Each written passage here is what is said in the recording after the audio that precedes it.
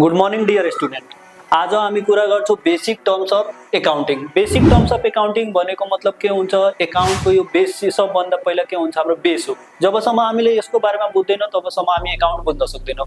कुनै पनि लेभलको हुन्छ, या 8, 9, 10 होस्, 11, 12, ब्याचलर मास्टर जुन पनि लेभलको स्टुडेन्ट भयो, पहिला हाम्रो यसले यो बेसिक कुरा जुन यो हाम्रो 5वटा छ यसको बारेमा हामी बुझ्न सक्दैनौँ भने हामी एकाउन्ट कहिले पनि बुझ्न सक्दैनौँ। जस्तै हामी सबैभन्दा पहिला हामी के गर्छौँ, इङ्ग्लिस पढ्नुभन्दा पहिला हामीले के पढेको थियो, एबिसिडी पढेको थियो। जबसम्म हामीले अल्फाबेटको नलेज हुँदैन तबसम्म हामी के हुन्छ, अल्फाबेटबाट वर्ड बन्छ, वर्डबाट प्याराग्राफ बन्छ, त्यसपछि एसे बन्छ। तबसम्म पहिला अल्फाबेट त जान्नु पर्यो नि। जबसम्म हामीले अल्फाबेट थाहा हुँदैन तबसम्म हामीले केही थाहा हुन सक्दैन। त्यस्तै यो एकाउन्टको भन्छ भने अल्फाबेट हो, नेपालीको भन्छ भने क ख ग घ हो, म्याथको भन्छ भने नम्बर हो। जबसम्म हामीले यो 5वटा टर्म्सको बारेमा थाहा हुँदैन तबसम्म हामी एकाउन्ट कहिले पनि बुझ्दैन। ल, सबभन्दा पहिला हाम्रो सबभन्दा बेसिक टर्म्समा सबभन्दा पहिलो पोइन्ट हाम्रो के रहेछ, क्यापिटल। क्यापिटलको मिनिङ हुन्छ the sum of money and property which is invested in a business by the businessman is called capital. क्यापिटललाई हामी नेपालीमा के भन्छौँ, पुँजी। समको मतलब के हुन्छ, प्लस हुन्छ। जति पनि कुनै पनि बिजनेसमा हामी पैसा एन्ड प्रपर्टी इन्भेस्ट गर्छौँ त्यसैले हामी के भन्छौँ, क्यापिटल भन्छौँ। क्यापिटलले नेपालीमा हामी के भन्छौँ, पुँजी भन्छौँ। हामी नेपालीमा यसलाई के भन्ने, पुँजी भन्ने। ठिक छ। ल, क्यापिटललाई हामी नेपालीमा पुँजी भन्छौँ, भोजपुरीमा हामी यसलाई के भन्छौँ, गल्ला भन्छौँ। जस्तै इक्जाम्पलको लागि राम भन्ने एउटा व्यक्ति छ, आफ्नो बिजनेस स्टार्ट गरेछ। Ram started business with cash rupees 1 lakh. त रामले जब बिजनेस आफ्नो स्टार्ट गरेछ, 1 लाख रुपियाँ क्यास लगाएछ, त त्यसको क्यापिटल कति हुन्छ, 1 लाख हुन्छ। जस्तै हामीले यसको क्यापिटल कति लेख्न सक्छौँ, क्यापिटल इक्वल टु क्यापिटल हाम्रो कति छ, क्यास छ, कति छ क्यास, त्यसको 1 लाख। त रामको हाम्रो क्यापिटल कति भयो, 1 लाख भयो। त्यस्तै अर्को इक्जाम्पल हाम्रो छ। अर्को इक्जाम्पलमा हाम्रो के छ, Ram started business with cash rupees 1 lakh छ, फर्निचर 3 लाखको छ, अनि मेसिनरी के छ, 3 लाखको छ। त यसको क्यापिटल कसरी निकाल्ने, हामीले कसरी थाहा हुन्छ यसको टोटल क्यापिटल कति छ, टोटल इन्भेस्टमेन्ट बिजनेसम्यानले कति गरेछ आफ्नो बिजनेस स्टार्ट गर्दाखेरि, त्यसको निकाल्दाखेरि त्यस्तै गर्ने, सेम क्यापिटल इक्वल टु के भइहाल्छ। हामी अब ध्यान दिने, जस्तै के छ, क्यास इन्भेस्टमेन्ट गरेछ, एउटा क्यास छ, अर्को के छ, फर्निचर छ, अर्को के छ, मेसिन छ। त cash plus furniture plus machine. अब हेर्ने हाम्रो क्यास कतिको छ, हेर्दाखेरि क्यास हाम्रो कतिको छ, त हेर्छौँ भने क्यास हाम्रो कति छ, 1 लाखको छ। त यहाँ के गर्ने, 1 लाख प्लस गर्ने। फर्निचर हाम्रो कतिको छ, फर्निचर हाम्रो 3 लाखको छ, त यहाँ 3 लाख। अनि मेसिन कतिको छ, यो पनि 3 लाखको छ। त यो हामी जोडेपछि कति हुन्छ, 4, 3, 7। यसको मतलब हाम्रो, जस्तै हाम्रो रामको क्यापिटल कति रहेछ भने हामीले यसबाट के हेर्यो, रामको क्यापिटल हाम्रो कति छ, 7 लाख। क्यापिटलको मिनिङ सिम्पलमा बुझ्दाखेरि के हुन्छ, क्यापिटल भनेको सिम्पलमा बुझ्ने, हामी कुनै पनि बिजनेसमा हामी जति पनि पैसा लगाउँछौँ स्टार्टिङ गर्दाखेरि त्यसलाई हामी के भन्छौँ, क्यापिटल भन्छौँ। यसलाई अक्सिजन अफ द बिजनेस पनि भन्न सक्छौँ। बिना क्यापिटलको कुनै पनि बिजनेस रन हुन सक्दैन, त यसैले यसले अक्सिजन अफ द बिजनेस पनि भन्न सक्छौँ। अर्को इक्जाम्पल लिन्छु, जस्तै मलाई कोचिङ स्टार्ट गर्नु छ, त म आफ्नो कोचिङ स्टार्ट गरेछु, त मलाई के चाहियो, बोर्ड चाहियो, क्यामेरा चाहियो, अनलाइन पढाइरहेको छु भने, त यो मार्कर चाहियो, त यो सब मेरो के हो, क्यापिटल हो। क्यापिटलको मतलब के हुन्छ, पुँजी हुन्छ। त्यो एउटै लास्ट वाला क्वेसन छ, जस्तै Ram started business with cash 2 lakh छ, कम्प्युटर 3 लाखको छ, अनि फर्निचर कतिको छ, 1 लाखको। यसको एन्सर तपाईँहरू निकाल्नु होला, तल कमेन्ट गरेर एन्सर दिनु होला। धन्यवाद। सेकेन्ड पोइन्ट रहेछ बेसिक टर्म्सको, ल्याबिलिटी छ। ल्याबिलिटी मिन्स के हुन्छ, दायित्व। अब यसलाई एक्सप्लेन गर्दाखेरि के भन्छौँ नि, the amount of money payable by the businessman to the outsider in a certain time is called liability. अब यसमा के हुन्छ, मनी पेएबल कसले, businessman to the outsider in a certain time is called liability. अब ल्याबिलिटीलाई नेपालीमा भन्छौँ भने हामी के भन्न सक्छौँ, दायित्व। दायित्व मतलब अलिकति एक्सप्लेन गर्नु पर्यो। दायित्वलाई हामी के भन्नुपर्छ कि अरूलाई जुन तिर्नुपर्ने पैसा हुन्छ, जुन बिजनेसम्यानलाई अरूलाई तिर्नुपर्ने पैसा हुन्छ, फ्युचरमा तिर्नै पर्छ, त्यसले हामी के भन्छौँ, ल्याबिलिटिज भन्छौँ। अब हामी कसरी बुझ्ने, अब ल्याबिलिटिज भनेको मतलब त बुझ्यो, फ्युचरमा पैसा तिर्नु पर्छ, तर हामीले यो पनि त थाहा हुनु पर्यो नि, हामी यस्तै त कसैले पैसा तिर्दैनौँ। हामी मान्छे भनेको के हो, धेरै सेल्फिस हो, बिना कारण कसैलाई यस्तै पैसा तिर्दैनौँ। अब कसरी हामीले बुझ्नु पर्यो, कसैले कुन कारणले हामी बुझ्नुपर्छ कि हामीले कसैले फ्युचरमा पैसा तिर्नुपर्छ। त जस्तै इक्जाम्पलको लागि हामी बुझ्न सक्छौँ लोन। जस्तै लोन छ, त लोन छ भने हामी आफै सोचौँ, कोहीबाट हामीले कर्जा लियौँ, ब्याङ्कैबाट कर्जा लिएछौँ, त कर्जा लिएपछि के हुन्छ, फ्युचरमा पैसा तिर्नु परिरहेछ। जब फ्युचरमा हाम्रो पैसा तिर्नु पर्छ नि, त त्यो के भइहाल्छ, ल्याबिलिटिज भइहाल्छ। अर्को इक्जाम्पल हुन्छ हाम्रो, के हुन्छ बुझ्दाखेरि, के हुन्छ बुझ्ने, जस्तै मानिलिउँ कुनैबाट हामीले उधारोमा सामान किन्छौँ, कसैबाट उधारोमा सामान किन्छौँ, त्यसलाई हामी के भन्छौँ, क्रेडिटर्स भन्छौँ। जुन व्यक्तिबाट हामीले उधारोमा सामान किन्छौँ त्यसलाई हामी के भन्ने, क्रेडिटर्स। नेपालीमा यसलाई के भन्छौँ, साहु। अब तिमीहरू आफै सोच, जुनबाट व्यक्तिबाट तिमीहरूले उधारोमा सामान खरिद गरिरहेछौ, त जो आज नि हामीले उधारोमा किनेछौ, के भनेर उधारोमा किनेको होला? हामीले त यो भनेको होला, दाइ हामीलाई यो 10,000 को या 5,000 को सामान उधारोमा दिनु, हामी तपाईँलाई 1 महिना पछि पैसा दिन्छौँ। यसको मतलब के भयो? हामीले एउटा प्रमिस गर्यो नि, जे फ्युचरमा पैसा हामीले पे गर्नुपर्छ, 1 महिना पछि त पैसा तिर्नुपर्छ, त्यसैले त्यो के भयो? ल्याबिलिटिज भयो। अब ल्याबिलिटिजको केही की पोइन्टहरू छ, कसरी बुझ्छौ त्यो ल्याबिलिटी हो भनेर? त्यसको के हुन्छ? Repay in future. यसको मतलब के हुन्छ? फ्युचरमा तिर्नुपर्छ। जुन पैसा हामीले फ्युचरमा तिर्नुपर्छ त्यो के भइहाल्छ? ल्याबिलिटिज भइहाल्छ। अर्को के छ? बर्डन, त्यो हाम्रो बोझ हो, तिर्नै पर्छ, नतिरेको हुँदैन। कोहीसँग हामीले 10,000 को सामान उधारोमा किनेछौँ, जस्तै यो थियो नि क्रेडिटर, अब 10,000 को सामान उधारोमा किनेछौँ त 2 महिनाको टाइम त लिएछु नि, म तपाईँलाई 2 महिना पछि तपाईँको पैसा म रिटर्न गर्छु। आज म तपाईँ मलाई उधारोमा पैसा दिनु, मसँग पैसा छैन, तर 2 महिना पछि त मलाई पैसा तिर्नु पर्छ नि। त 2 महिना पछि त त्यो तिर्ने एउटा बोझ हो कि होइन? तिर्नै पर्छ, नतिरेर काम हुँदैन। न त त्यो के गर्छ? म माथि दावा गर्छ, केस गर्छ, झगडा हुन्छ, तर पैसा त तिर्नु पर्छ। अर्को के हुन्छ? रेस्पोन्सिबिलिटी, हाम्रो के हो? त्यो जिम्मेदारी जिम्मेवारी पैसा अगर उधारोमा कोहीसँग हामी सामान किनेछौँ त हामीले त्यो तिर्ने जिम्मेवारी हो, पैसा तिर्नै पर्छ। अर्को के छ हाम्रो? उधार लिनु, कोहीसँग उधारमा लिएछौ त त्यो त तिर्नु पर्छ। हामीले भविष्यमा अरूलाई तिर्नुपर्ने पैसा, त यो सब के हो? की पोइन्ट हो। कसरी बुझ्ने कि यो ल्याबिलिटी हो? त ल्याबिलिटी बुझ्नको लागि की पोइन्ट बुझ्ने, यसबाट कुनै पनि पोइन्ट परिहाल्यो भने हामी के बुझ्न सक्छौँ? त्यो ल्याबिलिटी हो। जस्तै हामीले भन्यो नि लोन, जस्तै हामी कोही लोन लिएछौँ ब्याङ्कबाट लोन लिन्छौँ त के हुन्छ? फ्युचरमा पैसा तिर्नु परिरहेछ, त रिपे इन फ्युचर, मतलब लोन लिएपछि फ्युचरमा तिर्नुपर्छ, त त्यो के भइहाल्छ? ल्याबिलिटिज भइहाल्छ।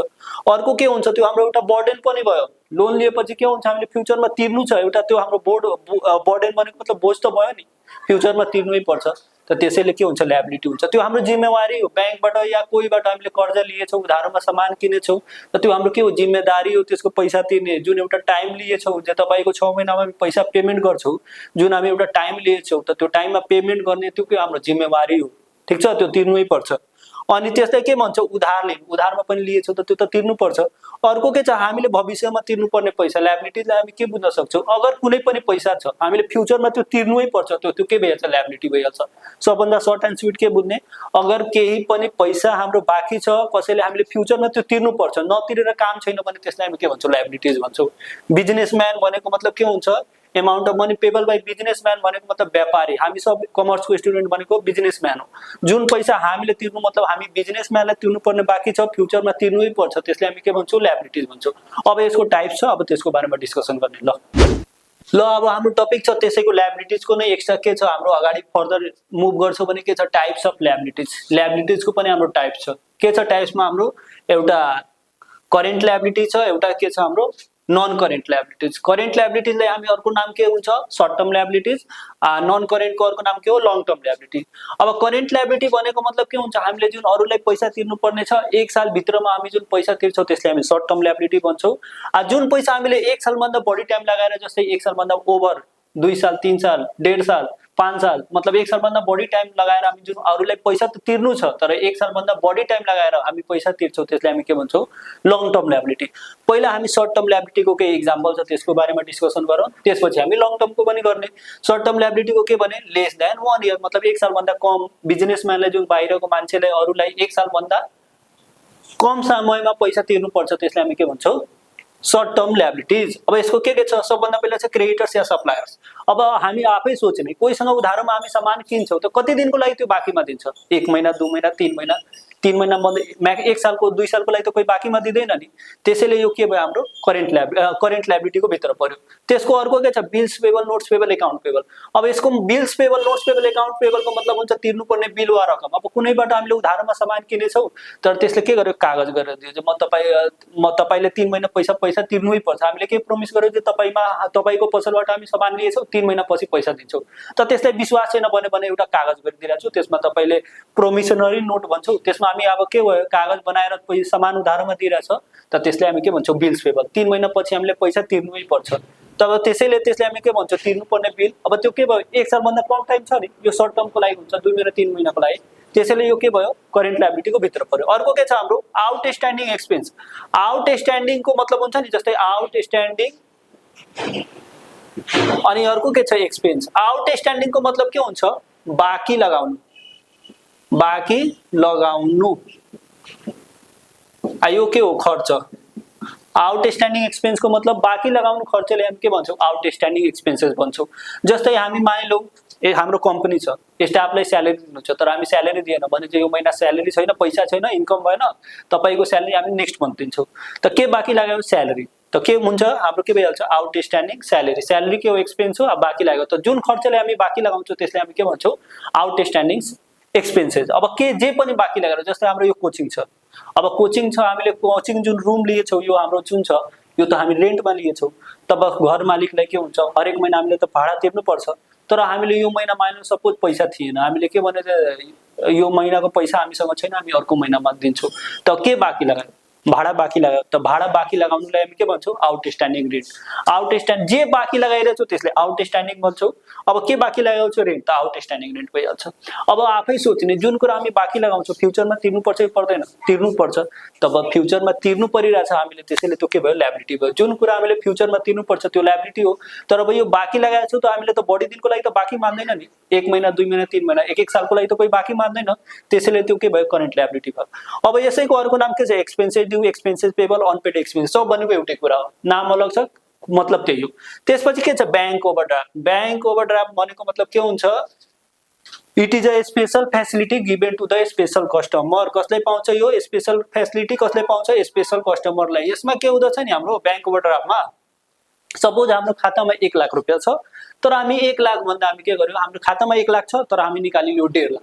अब खातामा जति पैसा छ त्योभन्दा बढी निकाल्न नर्मल मान्छेलाई पाउँदैन, जो पनि सुन्छ त भन्छ होइन हामी त यस्तो सुने छैन हेरे छैन, हाम्रो खातामा जति पैसा हुन्छ हामी त्यतिकै झिक्न सक्छौँ, यो रियल हो। तर एउटा के हुन्छ ब्याङ्क ओभरड्राफ्ट भनेको मतलब के हुन्छ ब्याङ्कहरूको जुन स्पेशल कस्टमर हुन्छ ट्रस्टवर्दी कस्टमर हुन्छ नि तिनीहरूलाई एउटा फेसिलिटी हुन्छ, खातामा जति पैसा छ त्योभन्दा बढी एउटा सर्टेन एमाउन्ट हामी निकाल्न सक्छौँ, त्यसैले हामी के भन्छौँ ब्याङ्क ओभरड्राफ्ट। खातामा 1 लाख छ हामीले 1.5 लाख रुपियाँ झिक्यौँ, त कति एक्स्ट्रा पैसा झिकेछौँ 50,000, त त्यो के भयो ब्याङ्क ओभरड्राफ्ट। यो कसले पाउँछ मात्र ब्याङ्कको स्पेशल कस्टमरलाई, सबलाई पाउँदैन। त्यो पनि के हुन्छ सर्ट टर्मको लागि पाउँछ, 2 महिना 4 महिना 6 महिना 1 सालभन्दा कमको लागि, त्यसैले त्यो के भयो करेन्ट ल्याबिलिटीको भित्र पर्यो, किनभने 1 सालभन्दा कम टाइममा हामीले त पेमेन्ट गर्नुपर्छ नि।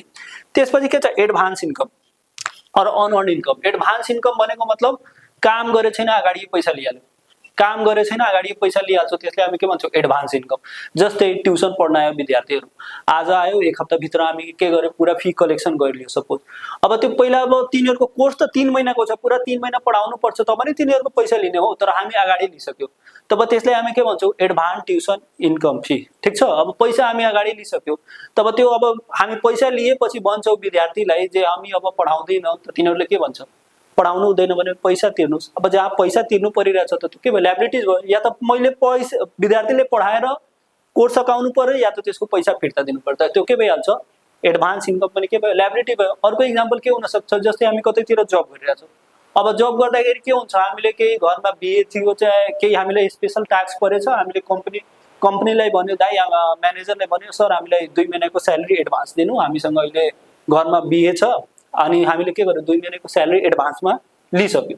अनि त्यसपछि हामी अर्कोमा केही हप्ता दिनपछि हामी भन्छौँ जे हामी यो कम्पनीमा जब गर्दैन हामी बाहिर गइरहेछौँ, त कम्पनीको मालिकले के भन्छ जुन तपाईँ 2 महिनाको पैसा लिनुभएछ एडभान्समा या त त्यो पैसा दिनु मलाई या नत्र काम गरेर सदाउनु।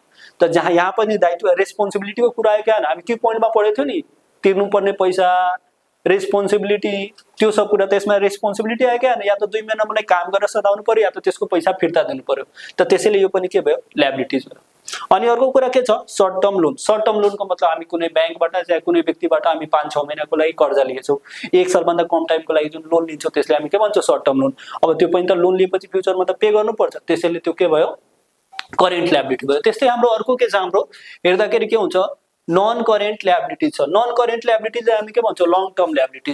लङ टर्म ल्याबिलिटीमा सबभन्दा पहिला के छ हाम्रो लोन छ। लोन छ त लोन अब तिमी लोन जेनरली हुन्छ नि, हामी लोन लिँदाखेरि के हुन्छ नि त्यसको 1 सालभन्दा बढीको लागि लिन्छौँ लोन। ब्याङ्क लोन भनेको अब ब्याङ्कबाट हामी जुन लोन लिएछौँ, अब ब्याङ्कबाट लोन लिन्छौँ जेनरली 1-2 सालको लागि बढीको लागि हुन्छ, 2 साल 3 सालको लागि, त त्यो के भयो लङ टर्म ल्याबिलिटी भयो। अर्को के छ डिभेन्चर छ। डिभेन्चर पनि के हुन्छ लङ टर्म ल्याबिलिटी हुन्छ। बोन्ड छ मोर्टेज लोन। मोर्टेज लोन भनेको मतलब के हुन्छ नि कुनै पनि सम्पत्ति हामी जुन धरौटी राखेर गिरवी राखेर जुन लोन लिन्छौँ नि त्यसलाई हामी के भन्छौँ मोर्टेज लोन। जस्तै इक्जाम्पल हामीलाई कर्जा लिनु छ, तर ब्याङ्कमा गयो, हामीले 5 लाख रुपियाँ कर्जा चाहियो, ब्याङ्कले हामीलाई यस्तै दिइरहेको छैन, तर हामीले के गर्यो, आफ्नो घर जमिन बन्की राखेर हुन्छ नि, गिरवी राखेर, जुन धितो राखेर लोन लिन्छौँ त्यसलाई हामी के भन्छौँ, मोर्टेज लोन। कुनै पनि लोन लिँदाखेरि कुनै सम्पत्ति हामीलाई धितो राख्नुपर्छ, गिरवी राख्नुपर्छ, भोजपुरीमा हामी भन्छौँ बन्की राख्नुपर्छ। जुन पनि लोन छ हामी बन्की राखेर लिन्छौँ नि त्यसलाई हामी के भन्छौँ, मोर्टेज लोन। त यो पनि जेनरली तिमीहरू पनि हेरेको होला, तिमीहरूको आमा बुवा पनि कुनै घर बनाउँदाखेरि केही कतैतिर जमिन किन्दाखेरि कुनै हाम्रो के हुन्छ, जमिनहरू गिरवी राखेर जुन लोन लिनुहुन्छ नि बन्की राखेर, त्यसलाई हामी के भन्छौँ, मोर्टेज लोन। यो जेनरली के हुन्छ, 1 सालभन्दा बढी समयको